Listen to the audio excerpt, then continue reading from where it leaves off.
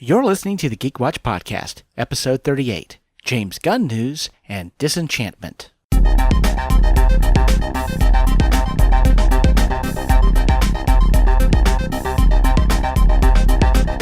is the Geek Watch Podcast with Brian Hatcher and Mandy Petrie.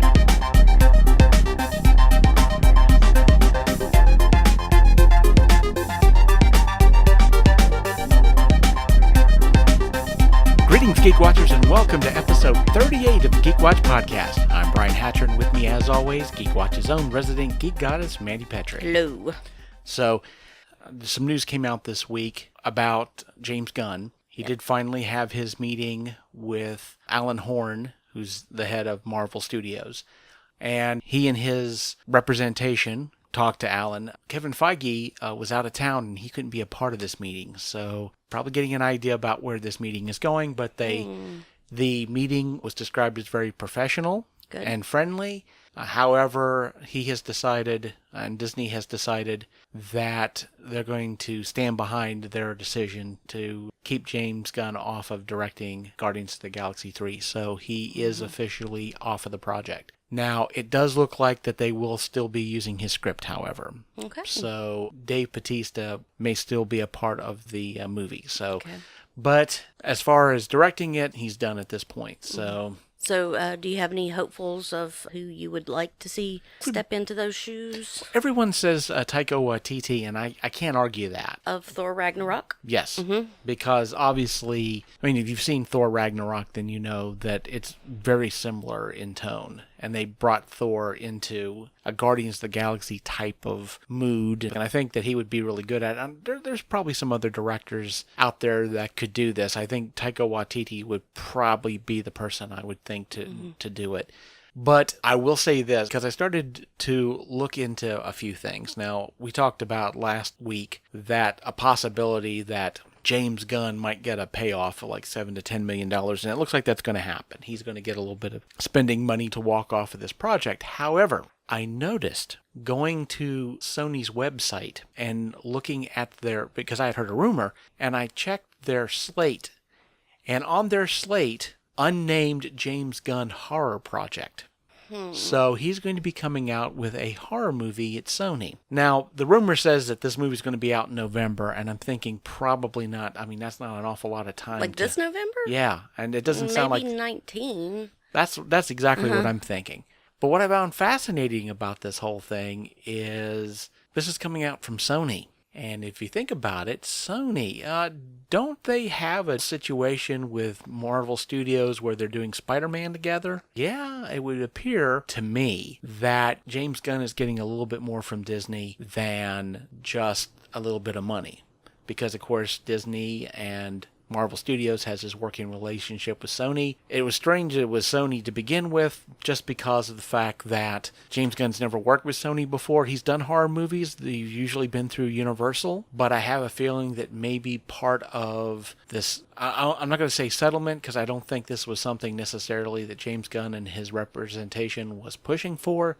But I think Disney was saying, hey, we've got this relationship with Sony. We'll use that to get a project greenlit for you, which is not going to be any real sacrifice for Sony, I don't believe, because they are wanting to get into the horror genre. Definitely, if you see the trailers they've been doing for Venom, it definitely has that horror element to it. And James Gunn, his horror movies, although, again, they've not been huge blockbusters like Guardians of the Galaxy, but you wouldn't expect them to be.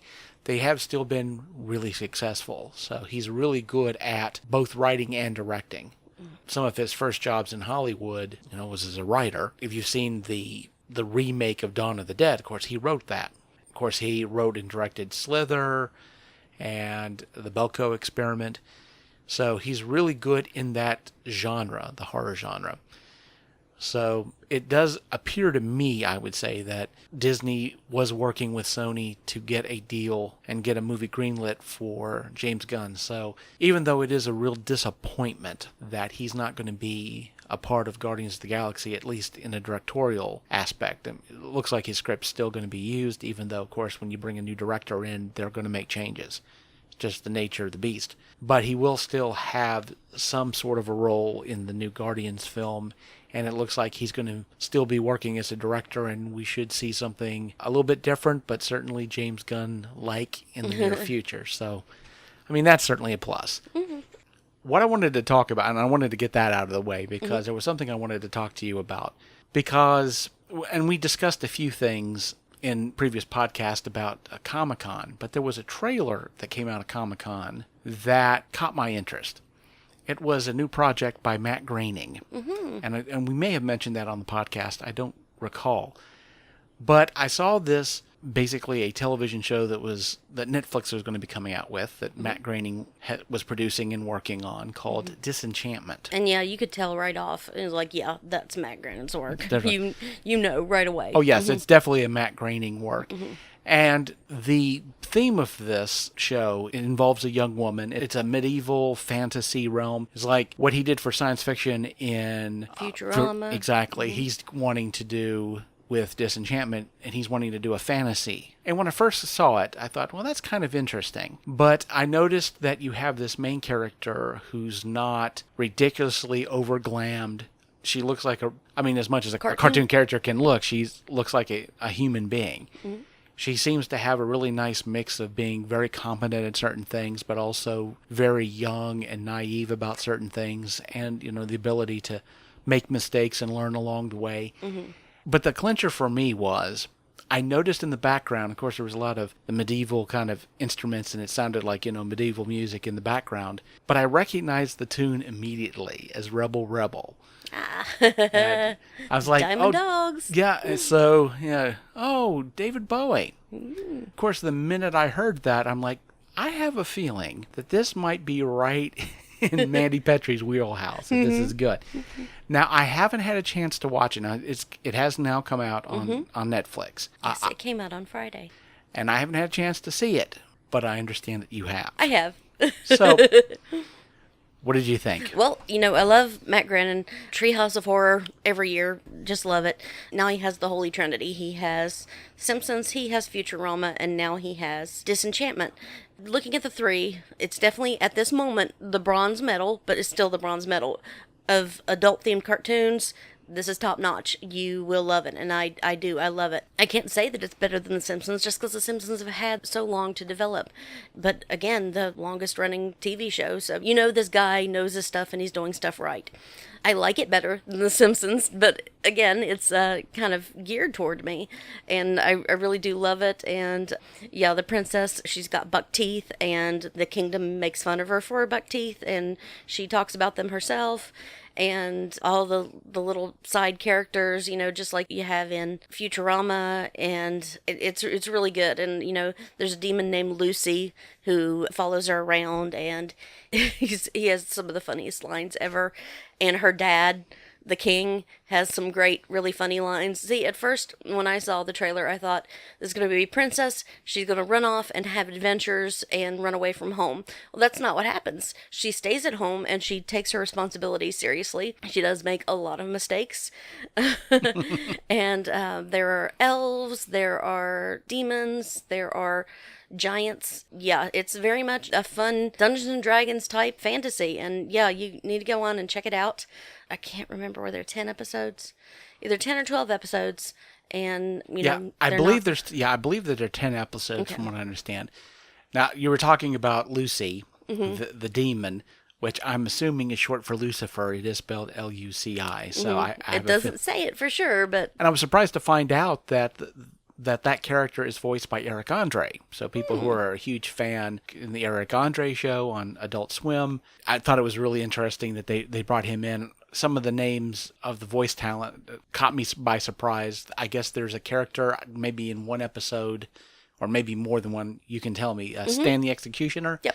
Yeah, played by Noel Fielding, which I'm a huge fan of Noel Fielding through The Mighty Boosh. I never watched it. So. Well, we will fix that for you because it's some great surreal, weird comedy. Not as surreal as Noel Fielding's luxury comedy, which happened afterwards. But yes, a very weird cat, a very unique individual. His comedy is amazing and not like anything you've seen. But like I said, I'm a huge fan of the Mighty Boosh, so seeing that he was involved with this series certainly piqued my interest. Now, one thing I will definitely say, like I said, I've not seen any of these episodes, but you have. So I want to ask you, because I have seen some reviews from the episodes, and a lot of what I'm hearing is it's a really slow start. It doesn't really come out of the gate that good. I mean, a lot of people who've maybe seen the first couple of episodes, they've not really been that impressed with it. Now, I can see that. yeah.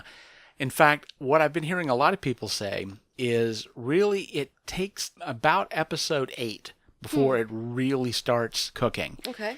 In fact, one of the reviews that I read was, and they had only seen the first 7 episodes. They had gotten them early because they were a reviewer, and they got episodes 1 through 7, and they watched them, and they're like, this really is not for me. I don't think that, I don't really like it. But then after Netflix came out and they were able to watch the last 3 episodes, suddenly their review changed.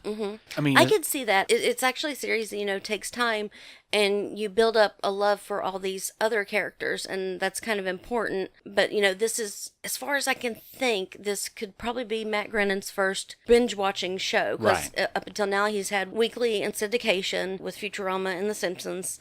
So he could still be in that vein there, but you get to know a lot of people and you get to care about them before the stakes get raised. And it does end on a cliffhanger, a pretty big cliffhanger. So get in there, check it out, get through the first couple episodes and just realize that it's really good. Well, yeah, one thing I definitely noticed about Matt Groening's work is you can certainly see this in Futurama. I know that first season was a really slow burn to get things going. And they had their missteps to the point where Fox took them off the air, and then they wind up in Adult Swim, and then they get popular again. I mean, and then Comedy Central picks them up. Yep. Right. And then Fox starts, and it was the same thing happened to Family Guy. It took it a while to find its audience. And Big Bang Theory did the same thing. It wasn't until, the reruns and the syndication happened that people started then weekly watching it. yeah. So it sounds like what you're saying, the same thing a lot of other people are saying, is that if it doesn't feel like it's your cup of tea right off the bat, give it time to get cooking, and once it does, it should be pretty good. Now, one thing definitely about Futurama is there's a lot of references, hidden kind of references in the show, and I was wondering if Disenchantment's the same way. If there's anything that you've noticed? Oh yes, they're great shop signs, fantastic. The one that comes to mind is Little Orphan Annex, where you can buy orphans for whatever you need to use your orphans for. Like I said, when I first saw the trailer for it, I thought, oh, Mandy's going to love this. So I'm believing it was 10 episodes, and you've seen all of them so far. Did you basically binge them? Did you watch them like one after the other? Not in one setting, no. I think, a couple here and there when I could catch them.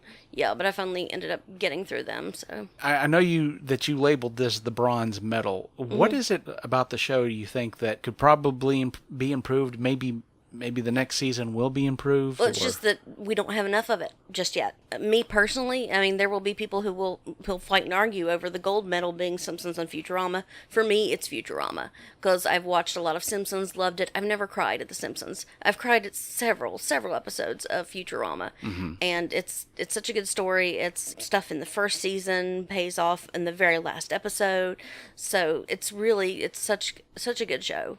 So. Right. Well, and I'm a huge fan of Futurama myself, and a lot of the things that you talk about, I'm pretty sure I know what episode you're talking about as far as Futurama, where you probably cried, and there may have been a dog involved, we'll just say. And that wasn't the only one, though. There is plenty. There are plenty. There are more, But the thing about that, of course, is that you don't get those moments until you have your characters firmly established. And 10 episodes at this point are probably not enough to do that. Yeah, and it's the same, argument that you get between the English office and the American office. And it's like, well, was the English office better than the American office? Well, we didn't get enough of the English office, so we don't know. So yes, the American office was better simply because we got more of it. Yeah. If I could have got those same sort of things with Ricky Gervais's character and Martin Freeman's character, as much as I got from Krasinski and Carell, I would have liked that. Oh, I would think so.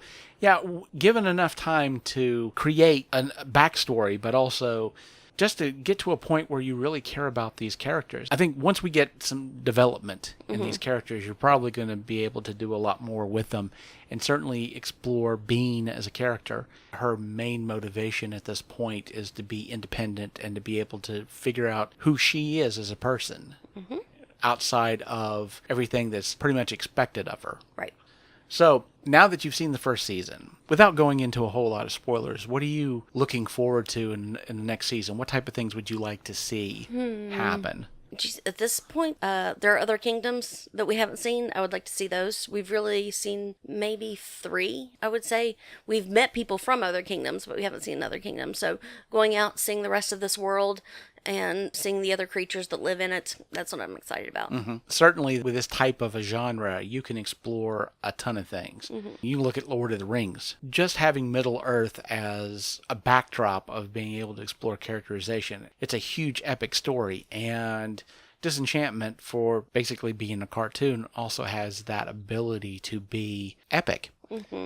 But again, it seems to me, from just seeing the trailers, to me, it looks like Disenchantment is less about talking about an epic story with a plethora of all kinds of different characters. They're more interested in a smaller, more personal story, focusing on a handful of characters, mostly focusing Bean and her journey to basically come to a place where she's the person she's supposed to be. I mean, that's some pretty heady stuff for a cartoon. Of course, at this point, I think a lot of us, especially are fans of different animated series, I think we've realized a long time ago that the cartoon medium is an amazing place to discover story. I mean, you can go back as far as the early 90s and Batman the Animated Series.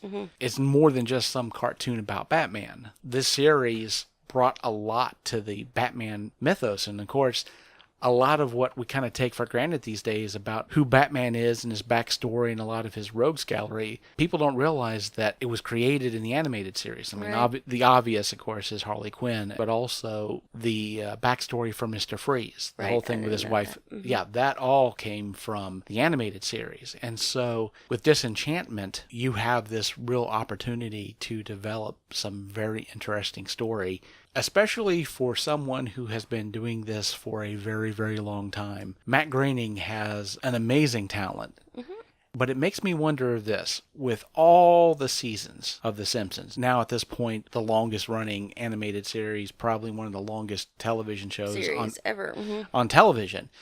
And, of course, all the work he's done with Futurama. I have to wonder what it is that he feels like he's not been able to say before that he created Disenchantment. That he felt like, I've said all this, I've done all these episodes, but there's something left for me to talk about. And I think that Disenchantment is going to be the medium to do that. I really wonder.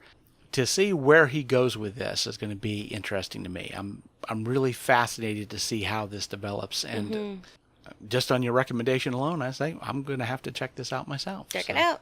Yeah, definitely will. And so, with that, we come to the end of episode 38 of the Geek Watch podcast. Tune in next week for the latest in geek news and views with the Geek Watch podcast. For Mandy Petrie, this is Brian Hatcher, reminding all the Geek Watchers out there, we're all geeky about something. Be proud of yours. See you next time. Thank you for listening to the Geek Watch podcast. If you enjoyed this program, don't forget to like and subscribe on your preferred platform and share this podcast on your social media.